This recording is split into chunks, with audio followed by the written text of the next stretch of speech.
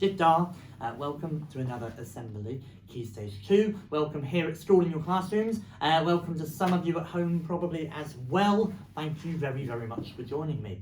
I have a very yellow hat today, and you will know that this is because it's Hello Yellow Day. A very, very special day where we are celebrating, marking, shouting about the importance of mental health for all, but particularly for children and for young people. It's an incredibly important day. Thank you all for engaging with it. If you're watching this at home, or you're watching this at school, when you go home later, it's something really worth talking about with your parents as well. There are lots of great things on the internet, on the Young Minds charity website as well, so do talk about it as much as you possibly can. Everyone has mental health, and we all talk about it together. Now, it's also October, and October is Black History Month, and it's a really, really powerful month, particularly, I would say, this year, and there's a few reasons why that is, and we'll explore that in the next few minutes. Hopefully, before you started watching this, you would have listened to one of my favourite songs ever. Sam Cooke would have been singing, hopefully, about a change which is going to come, and how it's been a long time coming. Sam Cooke was an amazing singer. He released a lot of records in the 1960s. He was an American singer, an African American singer, and he sold a lot of his records. A Change Is Going to Come is probably his most political, his most deeply meaning song, if you like. And it sang about the importance of change and how that change was going to affect so many people. As it happens, that change is still going on, and in fact that change is something we need to be a part of too, so we can explore that now as well. Music I love, and I know you love music too. Music can be a huge part of change, and music can be a huge part of sharing an understanding and sharing a love and compassion for everyone around the world. And that for me is what is fully encompassed by Sam Cooke's amazing song. We'll share another song with you later. But first I wanted to talk to you about why we have Black History Month. This man here is Akayaba Adai-Sabo. Now he, in 1987, began Black History Month. He was a man from, I think he was from Ghana originally, he had a family from Ghana, and he was living in London, and he felt that the amount of information that was in schools and in books about Black history was absolutely shocking. And he was absolutely right. If you look at the history books, most of the history books were written by white historians. And he was absolutely right that sharing information and sharing stories from history about black figures from history is an absolutely vital thing to be doing. Now, he was not the first person to do this. Prior to him, there was another man in America. Now, this is much, much longer ago, and here he is. Now, his name was Carter G Woodson. Okay? Now, he was around at the earlier part of the 1900s, and in 1926, Carter G Woodson began something called Negro History Week.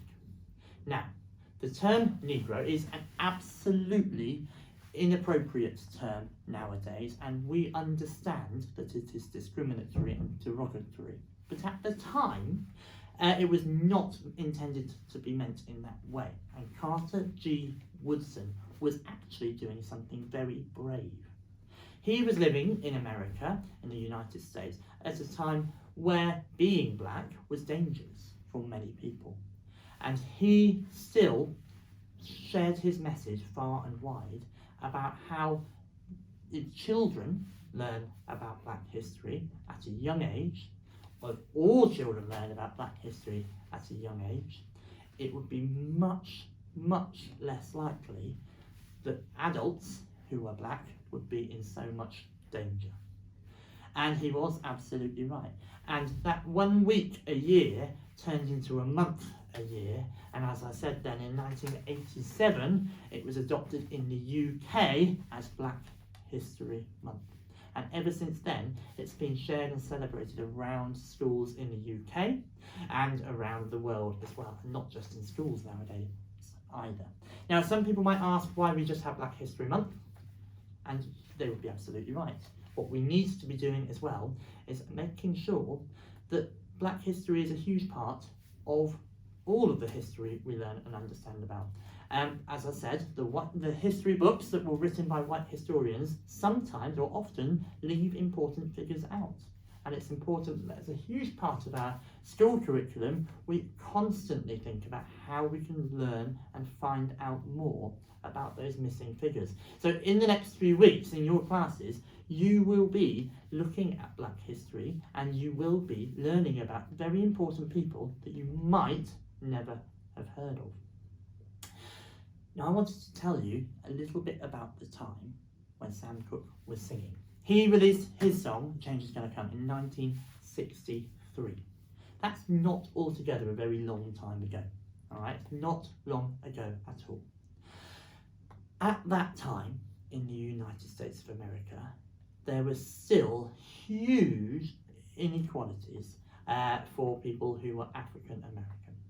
Now, if you were a black person living in some states in America when he sang that song, you would still have to be segregated from white people when you were using certain things such as buses, for example. And we've spoken a lot about Rosa Parks in the past. It wasn't just buses where segregation existed, it was all sorts of public spaces and areas, including schools. You may have heard of a very brave young girl named Ruby Bridges. She was 6 years old in this photo when she first attended a school where she was the first child who was not white, and she was breaking the segregation rules for the first time. She was absolutely within her right to do that because the laws had changed and she had earned her place in that school. However, she had to attend school that first day with armed guards leading her in, and all around there were protesters, adults shouting at her and throwing things at her because they believed she did not have the right to be there.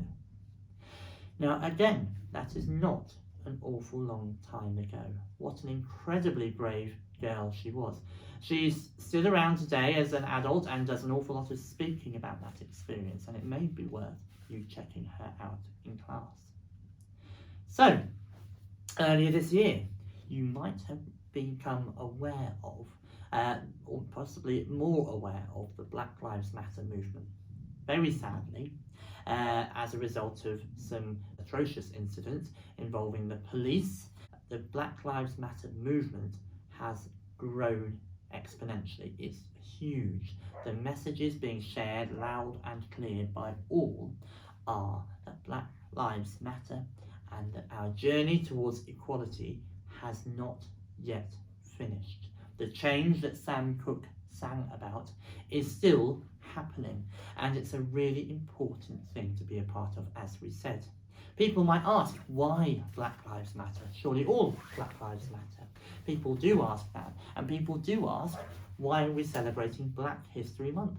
Well, of course all lives matter, and of course all history matters. However, we are not yet at a place where we enjoy equality for all. And until we're in that place, it is absolutely vital that we shine a light on areas where inequalities have existed for absolutely hundreds of years, and we work together to drive equality. We are still not there in the UK, sadly. There is still more work to be done. But fortunately, people like you can do a huge amount of that work. If you continue to learn and understand the huge breadth of our history, you can begin to share that understanding with others as well. Alright, so please do enjoy Black History Month. Please do learn about the parts of our history that perhaps you haven't learnt about before, and I would love to hear about what you get up to. At the beginning of this assembly, you listened to Sam Cooke.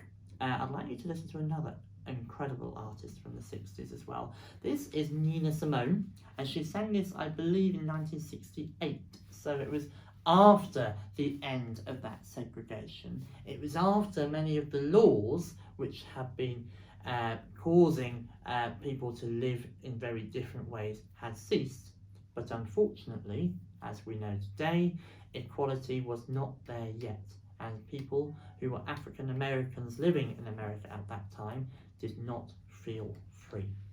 Nina Simone sings about, I wish I knew how it feels to be free, and it's absolutely brilliant song. I hope you enjoy it. I hope you listen to the words, please. And if you enjoy Nina Simone, go and listen to some other of her stuff. She is fantastic. Thank you very much for joining me today. Muraz, as we say in Cornish. I'm doing my Cornish lessons, so I'll try and teach you some more over the next few weeks. And I look forward to hearing all about your Black History Month learning.